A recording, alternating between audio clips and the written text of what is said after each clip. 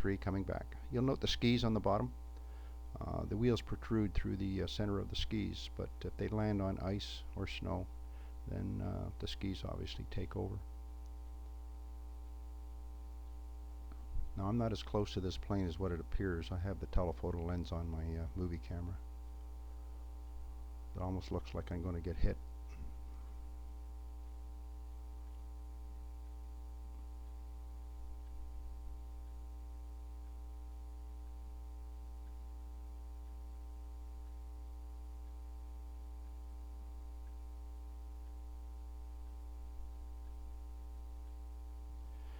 There's my partner, myself and my partner. His name was Roy Gaudet, Gaudet, and this sequence will show us loading up the aircraft for a flight to our station. Probably a last shot of the main camp. We arrived at our station, which was on Home Bay.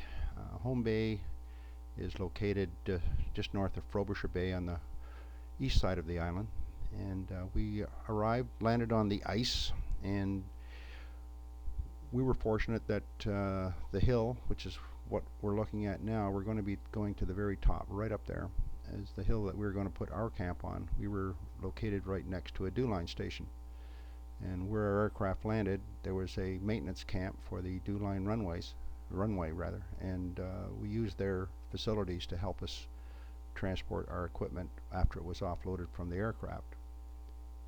And what they used was a D8 Caterpillar pulling a sled. There's the dew line station on the other hill, and there's the maintenance camp below. So we're in the process of climbing this hill. Now there was already a road there that went part way up, because up the hill and through the saddle and down the other side was a lake where they got all their drinking water. So we used the existing road to go about halfway up the hill. Now this hill was about 1,500 feet above sea level. The dew line station was slightly higher. And this is just a shot of us going up. You can see a runway in the bottom and a plane. Actually, they opened the runway about 3 days after we landed. We were in the main camp for I think 3 or 4 days before we were transported to our potential camp. That's frozen water. I just tried to see what would happen by shooting through my sunglasses, so that's why this shot looks a little weird. We were told to take special sunglasses because of the possible snow blindness. And there's the D8 Caterpillar making its way up the hill. Now he detached the trailer to make sure he wouldn't get bogged down in the snow. Turned out he went part way up, and everything was okay. So he came back, attached the sled, and away went to the top of the hill. Well, we finally arrived at the top of our hill, our mountain as I called it back then, and offloaded all of our equipment. And they hooked up the trailer, and away they went back down the hill.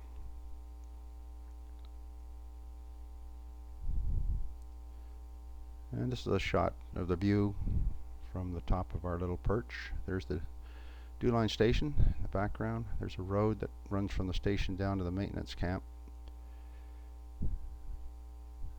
There's a bit of an island out there, a couple of them I guess. That in the summer that area will be water. We were in the mountainous area of Baffin Island. Some of the field stations were on the west side, just plains, nothing to look at. So we really were fortunate where we ended up.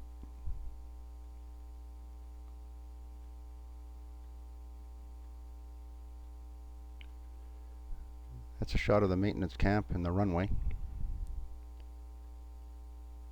And there's a plane down there that one of the DC-3s probably that flies in regularly to bring in supplies and to ferry people back and forth.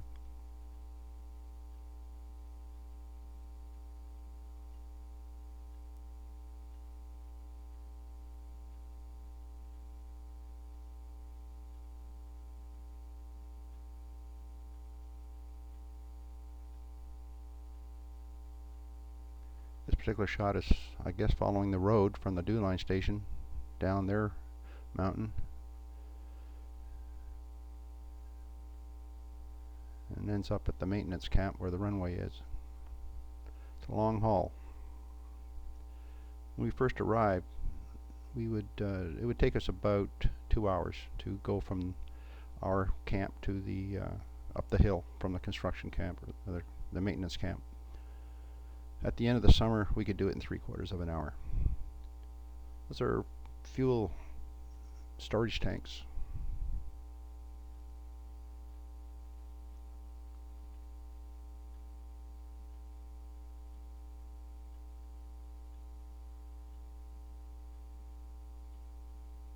The runway was dirt, as you can see from the dust, and they were constantly grading and packing it down to make sure it was hard enough for the aircraft.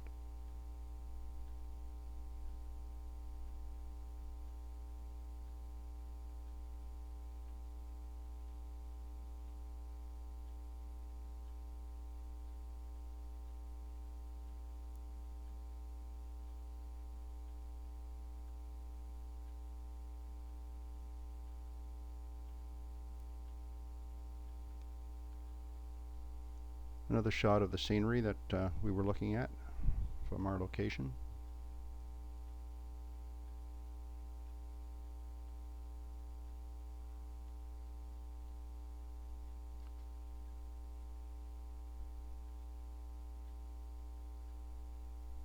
We were a source of bewilderment to most of the workers in the maintenance camp, because they could look up and they could see our hut and our communications towers.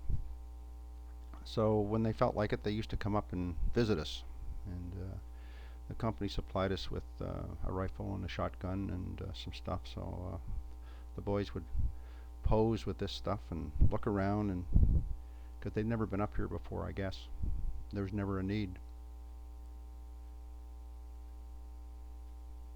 When they did arrive, or when we did have company, we had a big map inside that showed our location. We had to cover it up. We had to receive RCMP clearance, security clearance, to go up there,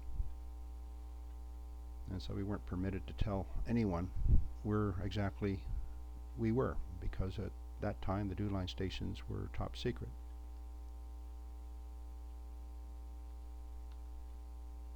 We did have a visit from an RCMP officer one time who flew in, saw our camp, and came up top to investigate. Of course, fortunately, we had the map already covered up at that point in time, although for him it wouldn't have made any difference.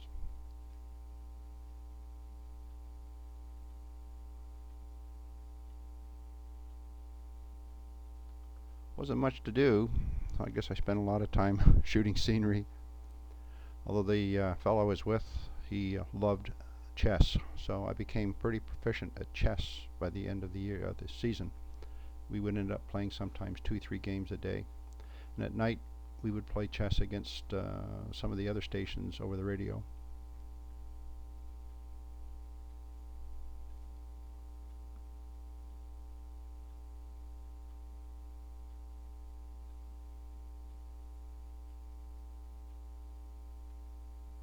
I guess time-wise it's still about June.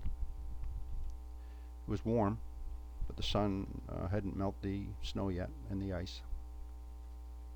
There's a picture of our main hut. It had a wooden floor and a fuel oil stove, propane stove for heating. The fuel oil stove was for heat. We had 2 communications towers with our antenna.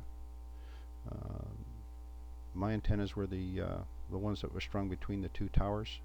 The Charan, which you see right there, was the antenna for the navigation for the B-17. Behind our living hut was also a tent where we stored our supplies. That was a shot of a mountain quite a ways away with some fog.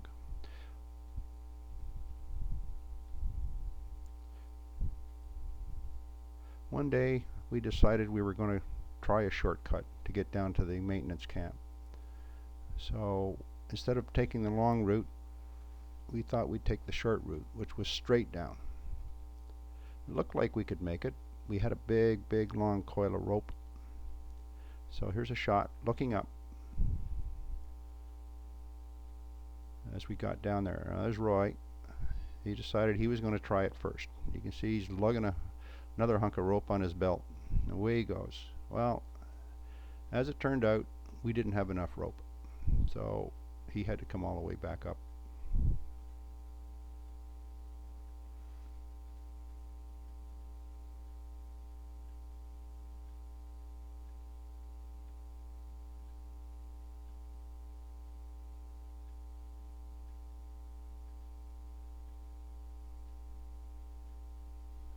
I think this particular trip he was going down for a haircut. Very frequently we were above fog, so the maintenance camp below would be fogged in, but we would be in sunshine looking down at fog below us. There's a shot obviously at twilight. There's a moon just going by. Now certainly in June and July, and part of August, the sun never set. So it got down to the horizon, and then it went all the way around 180 degrees, and then came back overhead and back down again.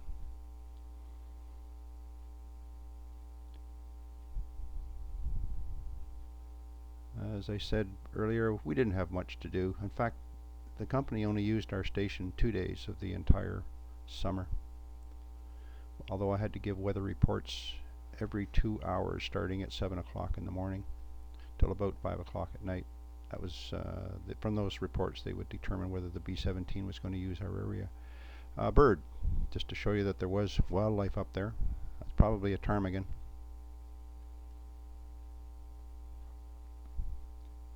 There's a shot from down below. This would be again about mid-June, I think.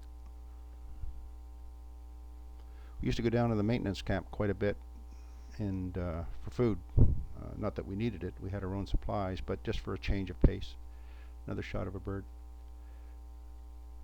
I see it's starting to a little bit of snow, but you're starting to see bare spots.